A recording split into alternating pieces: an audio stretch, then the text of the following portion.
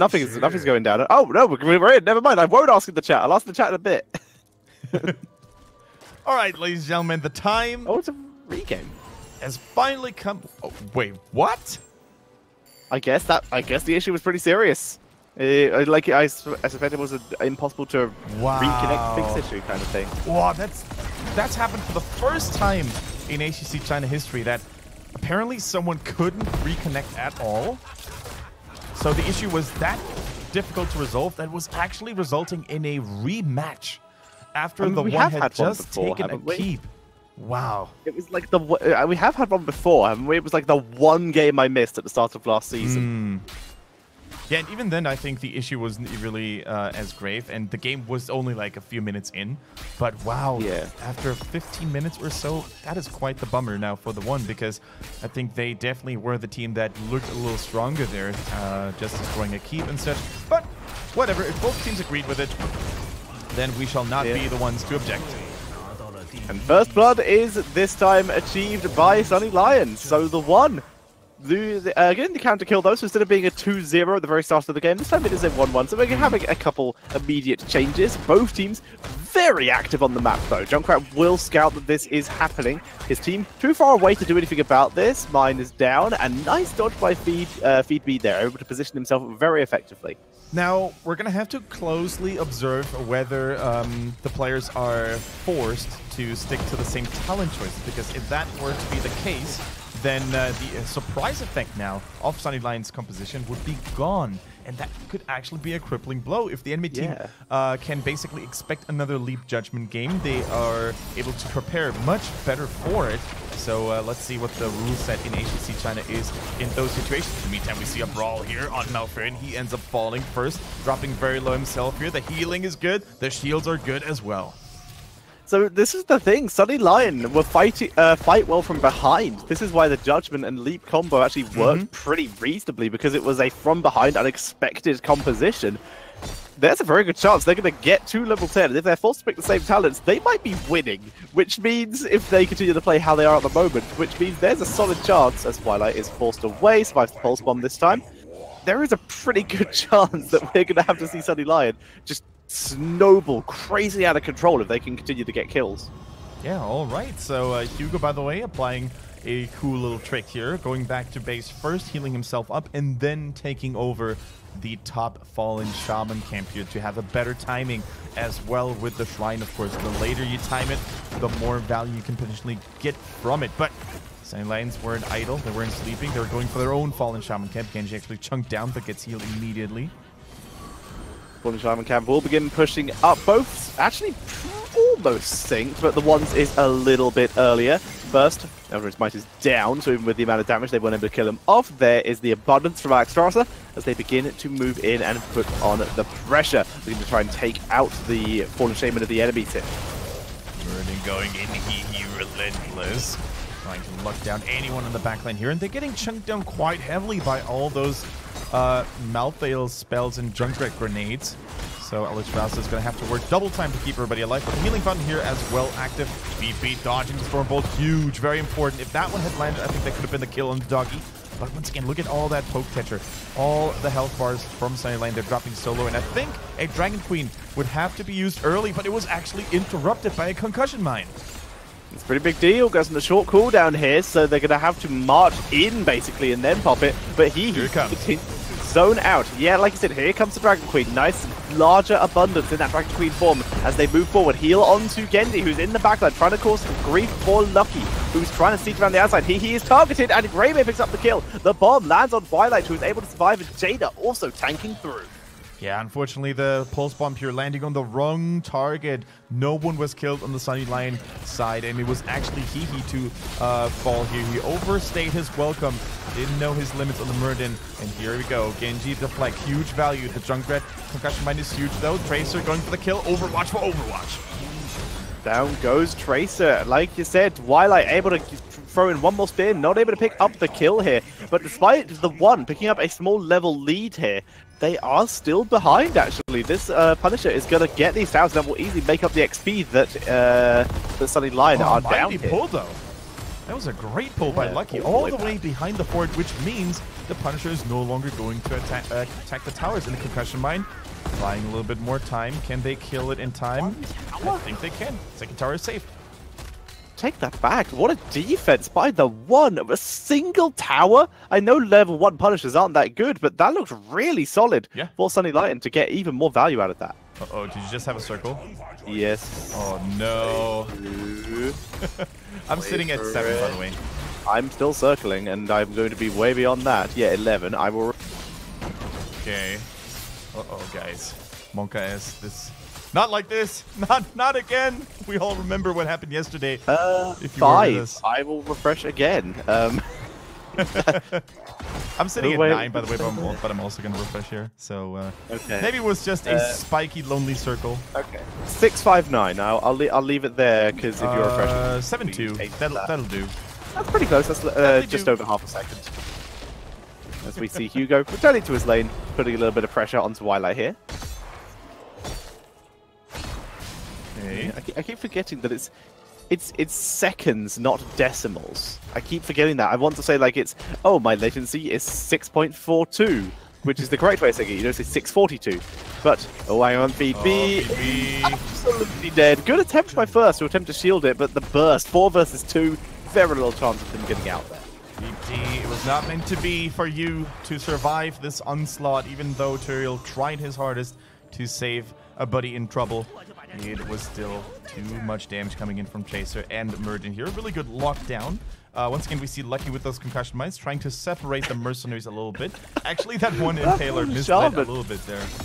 Yeah, sorry. The Impaler, not the Fallen Shaman there. That value takes out the gate and actually did a little bit of damage to the Fountain too. Junkrat finally clearing that up as Heroics will be hit by the 1 first. Yep, Tormented Souls. We see the Riptire coming in as well. Twilight Dream, followed by Avatar, and of course, the Spike Bomb here. So strong. Definitely can't be neglected. It probably will change with the upcoming changes to Tracer in her kit and in the Spike Bomb ability, getting nerfed and damaged a little bit. And yes, we do indeed see the same talents being picked once again. We see Judgment and Leap. As such, no big surprise for the one this time. They're probably going to have an easier time now to adjust to it. That doesn't take away any of the danger that this stun combo could provide for Sunny Lion, though. As Hugo cleaning up a mercenary camp here. With the help of ZJZ this time. Last time it took quite a lot of damage. This time, with the help of the healing, we'll be able to clear that nice and easily. So, Sunny Lion, exactly where they want to be, it seems. They fight very well from inside the corner, fighting well from behind. Yeah, actually, the lead that the one have established to get themselves here, it's actually not as tremendous as it was in the previous game. So definitely good chances for Sunny Lion now to fight on even terms here. Sonya using the cell field, using the protection provided by Tyrael. Now the Fallen Shaman camp of Sunny Lion was cleaned off by Hugo, so now it is all up to the one to stall it out and to steal as many skeletons as possible until Malthael arrives. Thanks to On the Pale Horse at level 7. Oh, at level 1, he's actually going to be there so fast. Look at him go. Racing in. On a pale cloud, in fact. There's the Judgment, but Muradin into the backline, causing disruption, not allowing him to do so. No sacrification. There's the Dragon Queen, Cleansing Flame, allowing him to survive. Twilight Dream shredding through the members, though. Jaina is nowhere near because he was chasing down Junkrat and not even getting the kill. Down goes Tyrael, and that is a convincing fight. Won by the one. They're even able to save Muradin and kill off Genji. Pow, only survivor. Yeah, those I think were the two most crucial things going wrong here. As you said, Jaina on the Genji was chasing too deep, tunnel visioning a little bit on Junkrat here. True, you zone out at Junkrat, but you always have to remember what is going on behind your back. If your backline is not doing well, just go back there. Look at that, even using the Dragon's Blade as well. Can you imagine what a Dragon's Blade could have done against all those the one members here? And then once again, I think the Cleansing Flame arriving just a tad bit too late here, but the Touch of Death, we talked about this Tetcher, so much value from the anti-healing on multiple targets.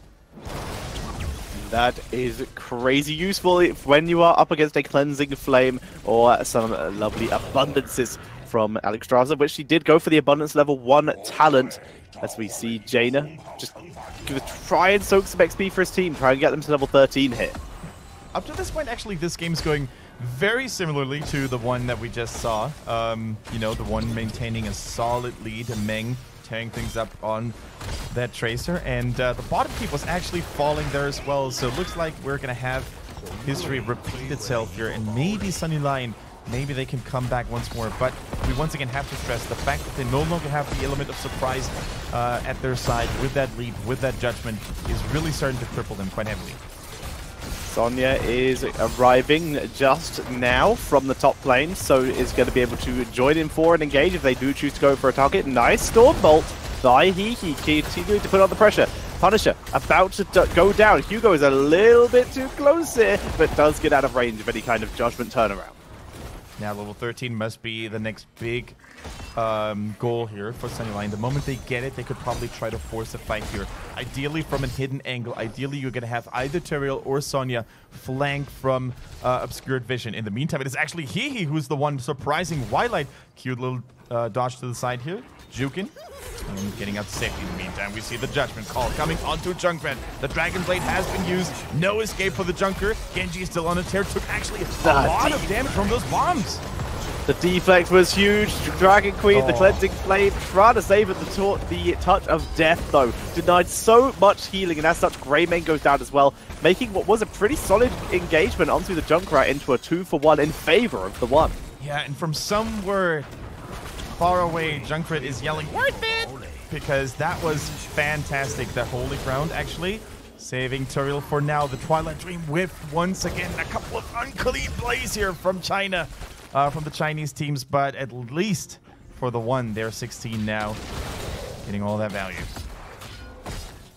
And as such, that's pretty good news for the one here, managing to extend the lead much more than it was in the previous game, holding themselves together as Sunny Lion. They do have the tools for the big comeback, but like you said, it seems that lack of surprise, lack of momentum they've been able to get is proving to be a bit of a problem. Yep. All right, so the top fort is definitely going to go down. So let's see what's going to happen here. We have Greymane being pressured here. Double Storm Bolt connecting, but Alexstras's healing is going strong up to this point. 3 levels now, Catcher. This is so rough for Sunny Lions to hold potentially a Fallen Shaman, reinforcing this push with Doggos as well. Lucky keeping a safe distance here. Look at that, the Riptire coming out. I think the enemy team knows, though. Being very patient. Holding back nice for cocktail, now. and they kill it off. It does explode, though, so it did clear a little bit of minions. Judgment being used right into the backline. Where is the leap? It's being held onto for so long. Jada gets out. Pow! Just makes the Dragon Queen. Gets a slight health boost, which keeps him alive. That was super close as they're moving forward. Sonya is demounted. She still has leap. She is their engaged potential. Cleansing Flame also still available. Stun onto Tyrael, and that's probably going to shut down this push unless Wildlight decides to go super all in onto this Malthael. Might have to just use Leap to escape here. The turnaround from the one is coming in. Focus on Pow. Kills him off for the Cleansing Flame. Dragon Blade as the attempted turnaround. There's no healing as Touch of Death is dropped anyway for good measure. And the one kill everyone. Tyrael survives, actually. And so does Genji. So 2 of the most survivable members live. But guess who's not survivable right now? This keep, and it's going to start being pressured. Yeah, it's so important for ZJZ to actually be alive here. Without Malfurion, if it were Malfurion that had died instead of Tracer, I don't think they could have maintained this push. I don't think they could have actually still dismounted anyone here now. But with that help of Malfurion, they're going to be healthy enough here. Look at Genji going for a strong deflect here. The roots are good, keeping Tyrael at bay, and they get to safety. They're going to start taking down the shrine together. But once again, I think a critical misplay here by Pao on that Alexstrasza. In my opinion, he should have used Cleansing Flame while still in Dragon form. A, it would have extended the duration of Dragon Queen a little longer. And B, he would have actually been able to maybe apply additional pressure and then descend to a safer location. Because what you could see here, after Dragon Queen expired, it was Hihi on the Merchant who immediately jumped on him, stunned him, Tracer executed the Dragon, and that was about it. And with a Cleansing Flame, he would have been much more unpredictable as to where your positioning would have been. So sometimes holding onto your heroic abilities is not the way to go, and Cleansing Flame, most importantly, doesn't have that high of a cooldown anyways.